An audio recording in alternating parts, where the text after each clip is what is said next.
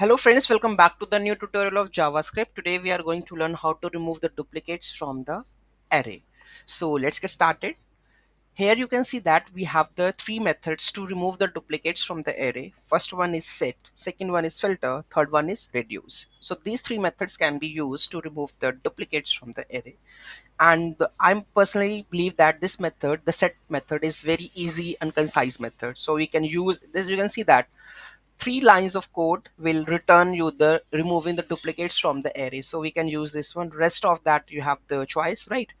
So first one, that is the set object. Here you can define the set and passing your array and return this one, and it will return you the removing the duplicates from the array. Second one, that you can use the filter by checking the index with the self dot index of element. Okay, if it is returning the true, then it will returning you the unique records of that array element.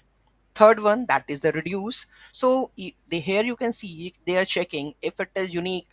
Here you can see that unique doesn't includes the element. Then what we are doing, we are just push that element and return that element, nothing else. So if like normal phenomena is like we are checking whether this element includes that element or not.